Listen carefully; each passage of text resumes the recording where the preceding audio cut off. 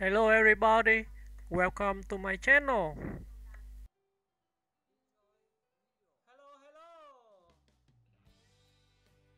Avril Lavigne, the pop-punk original who never let go of her edge. Avril Lavigne has spent more than 2 decades proving that a skate shoes and eyeliner rebel can grow, change, stumble, restart, and still keep her crown as one of pop-punk's defining voices. Born on September 27, 1984, in Belleville, Ontario, she turned her teenage defiance into a global phenomenon and became a generational icon for kids who wanted their music loud, emotional, and a little messy in the best way. A teenager who rewired early 2000s pop, Lavigne shot to fame in 2002 with her debut album Let Go, which basically split pop music open. Complicated, Sk8er Boi, and I'm With You made her an unstoppable force on radio and MTV. At a time when mainstream pop leaned toward glitter and choreography, she showed up with guitars, attitude, and a refusal to play by anyone else's rules. The industry tried to call her the anti-Britney, but she never fit into anyone's box. She carved her own lane and millions followed. Evolution without losing the core. Her next albums, Under My Skin, 2004, and The Best Damn Thing, 2007, showed her range. She flipped between emotional intensity, punky swagger, and bubblegum bright hooks. Songs like My Happy Ending, Nobody's Home, and Girlfriend cemented her place as a hitmaker who could shift moods without losing identity. Even when the pop-punk wave cooled, Avril stayed Avril. Her self-titled 2013 album and 2019's Head Above Water reflected battles behind the scenes, especially her very real struggle with Lyme disease. Those later projects carried a vulnerability and spiritual rawness that fans deeply connected with. A survivor who came back swinging, her 2022 album Love Sucks re-embraced the bratty pop-punk energy that made her famous, reminding everyone why she's still referenced every time a new wave of young punk-inspired artists pops up. Musicians like Olivia Rodrigo, Billie Eilish, and Willow openly cite her as an influence. That's legacy-level impact. Fashion, culture, and a permanent stamp beyond the music. Lavigne shaped a whole aesthetic: neckties, plaid skirts, studded belts, smoky eyeliner, and a don't care posture that turned into a cultural mood. She made pop-punk mainstream without diluting it. Global icon status across more than 40 million albums sold, 8 Grammy nominations, countless tours, and a second life on TikTok where Gen Z discovered her classics. She's proven her staying power. Today, she stands as both a nostalgic figure and a living, evolving artist who still knows how to own a stage. Why Avril Lavigne endures? Maybe it's the honesty, the edge, the melodic hooks that stay in your head for days, or just the fact that she never tried to be perfect in an industry obsessed with perfection. Avril Lavigne is the rare artist who grew up in public and stayed authentic all the way through. And that's why she remains the pop-punk princess, the blueprint, and the comfort soundtrack for rebels new and old.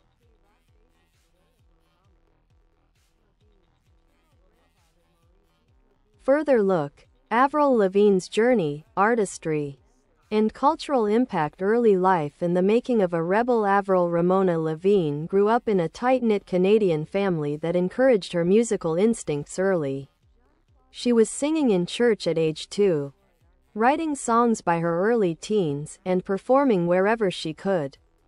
Her parents famously built a small studio in their basement so she could develop her voice, guitar skills, and songwriting chops. By 16, she landed a record deal with Arista Records after being discovered singing covers in a bookstore. The label expected a typical teen pop trajectory, but Avril pushed back hard, insisting on authenticity, guitar-heavy production, and credible songwriting. That confidence, especially at her age, was almost unheard of.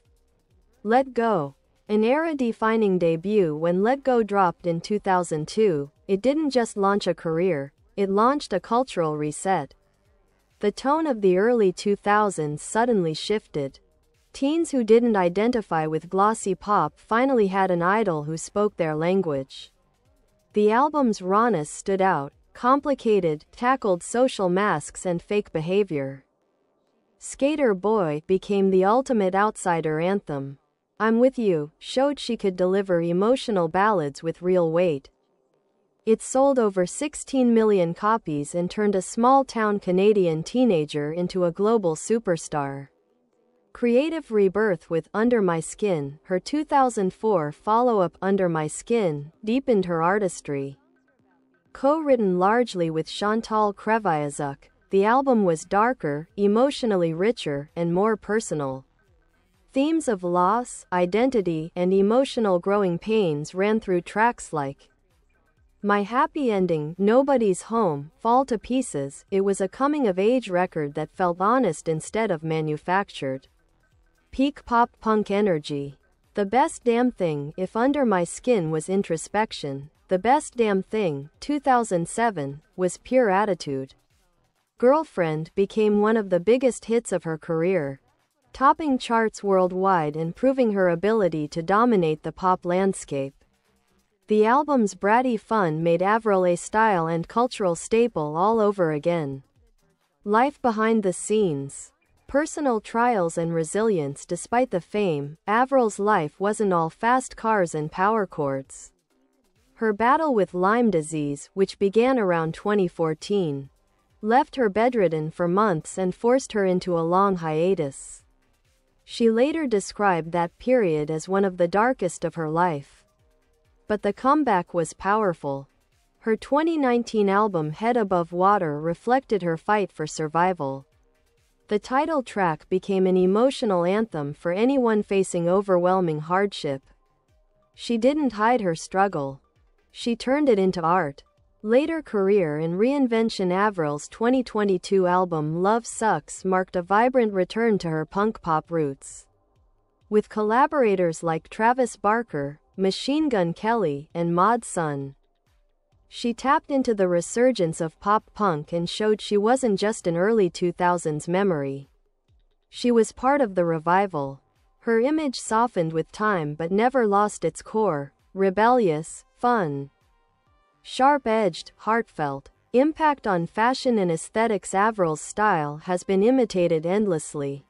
Thick black eyeliner, plaid skirts, studded belts, neckties over tank tops, wandering loner energy. She was Tumblr before Tumblr existed.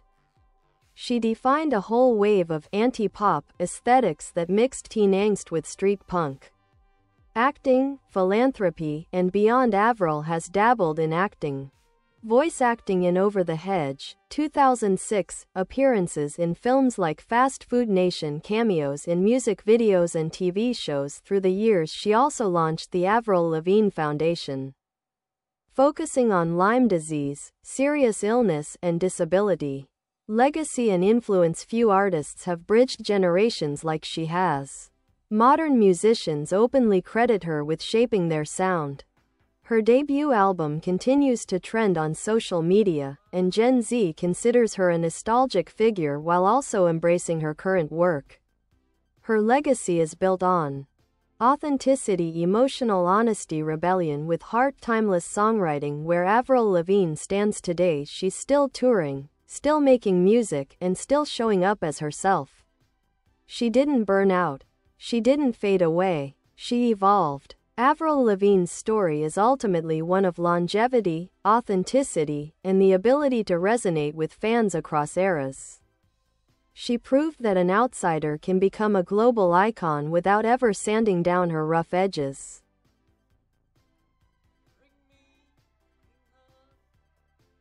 A deeper dive into Avril Lavigne's world songwriting, the heart of her identity. Even during her earliest sessions in Los Angeles, Avril pushed for creative control. She wasn't just the face of the music, she was the pen behind it.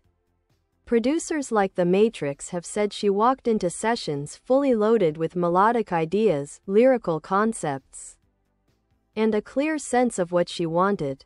Her songwriting trademarks include conversational lyrics that feel like diary entries, strong melodic hooks, emotional clarity.